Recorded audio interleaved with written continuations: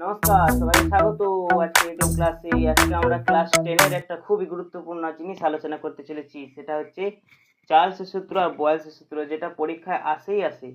দুটোর মধ্যে একটা কোশ্চেন আসেই। তো চলো বেশি দেরি না করে শুরু করা যাক। তো চলো শুরু করা যাক। বয়েলের সূত্র কি আছে দেখে নি। স্থির উষ্ণতায় নির্দিষ্ট ভরের গ্যাসের আয়তন তার চাপের ব্যস্তানুপাতিক হয়। P varies 1/v।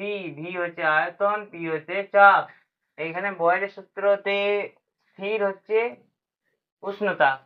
সহজে মনে রাখবে, বয়েল মানে বয়েল হয়, ডিম বয়েল হয়, বয়েল করো মানে বয়েল মানে বয়েল ফোটাই, তার মানে উষ্ণতাটা নিয়ে কাজ করি, তাহলে উষ্ণতাটা স্থির থাকবে। সূত্রটা আবার বলে দিই। স্থির উষ্ণতায় নির্দিষ্ট ভরের গ্যাসের আয়তন তার চাপের ব্যস্তানুপাতিক হয়। ব্যস্তানুপাতিক চিহ্ন হচ্ছে সমানুপাতিক চিহ্ন দিয়ে 1/, সেটা লিখতে হয়।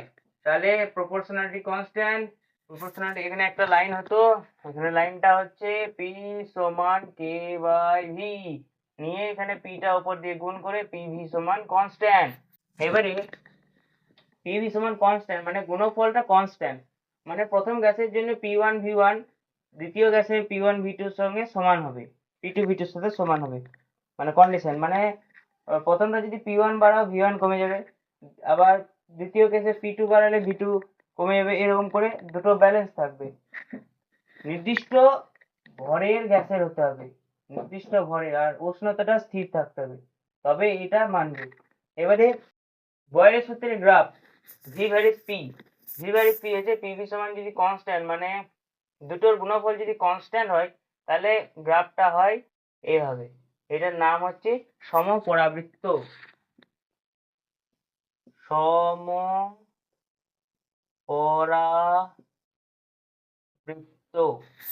এই কার্ভটার নাম হচ্ছে সমপরাবৃত্ত। আর পিভি ভার্সেস পি মানে কনস্ট্যান্টটা চাপ, বা পিভি ভার্সেস পি বা ভি যে কোনো একটার সাথে যদি গ্রাফ টানা হয়, তাহলে সেটা হবে কনস্ট্যান্ট, অলওয়েজ কনস্ট্যান্ট হবে। তো এই ছিল বয়েলের সূত্র। এবারে চার্লসের সূত্র। চার্লসের সূত্র বলছে স্থির চাপে, মানে চার্লস চাপ, চার্লস চাপ কথাটা থেকে বোঝা যাচ্ছে। স্থির চাপে নির্দিষ্ট ভরের কোনো গ্যাসের আয়তন প্রতি ডিগ্রি সেন্টিগ্রেড উষ্ণতা বা হ্রাসের জন্য গ্যাসটির 0 ডিগ্রি সেন্টিগ্রেড উষ্ণতায় যে আয়তন তার 1/273 অংশ যথাক্রমে বৃদ্ধি বা হ্রাস পায়। মানে বলছে এখানে যদি চাপটা স্থির, নির্দিষ্ট ভরের কোনো গ্যাসের আয়তন, মানে এখানে আমরা আয়তনের সাথে চাপের সম্পর্কটা এই দুটো সূত্রের মাধ্যমে পড়ছি। তো চার্লসের সূত্র বলছে নির্দিষ্ট ভরের কোনো গ্যাসের আয়তন প্রতি ডিগ্রি সেন্টিগ্রেড উষ্ণতা বা বৃদ্ধি বা হ্রাসের জন্য গ্যাসটির 0 ডিগ্রি সেন্টিগ্রেড উষ্ণতায় যে আয়তন তার 1/273 অংশ যথাক্রমে বৃদ্ধি বা হ্রাস পায়। মানে আমরা যদি ধরি ভি নট হচ্ছে 0 ডিগ্রি সেন্টিগ্রেড উষ্ণতার আয়তন, তাহলে চাপ স্থির রেখে প্রতি ডিগ্রি সেন্টিগ্রেড উষ্ণতা বৃদ্ধি বা হ্রাসের জন্য তার 0 ডিগ্রি সেন্টিগ্রেড উষ্ণতায় যে আয়তন 0 ডিগ্রি সেন্টিগ্রেড ভি নট 1/273 অংশ যথাক্রমে বৃদ্ধি বা হ্রাস পায়। মানে 1/273 অংশ করলাম ভি নটের ইন্টু টি, মানে যে টাইমটা হবে সেই প্রতি ডিগ্রি সেন্টিগ্রেড উষ্ণতা। এবারে ভি ফাইনাল সমান ভি নটটা কমন নিলাম 1 plus T by 273, V final সমান V nought 273 plus T by 273।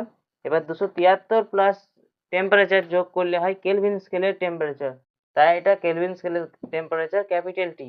তাহলে এক্ষেত্রে সম্পর্ক পেয়ে গেলাম ভি ভ্যারিজ টি, মানে এটা কনস্ট্যান্ট করে নিলাম, মানে এটা কনস্ট্যান্ট জানা জিনিস। ভি নটটা হচ্ছে 0 ডিগ্রি সেন্টিগ্রেড উষ্ণতা আয়তন, 273 একটা নাম্বার, দুটোই জানা, ভ্যালুটাও জানা।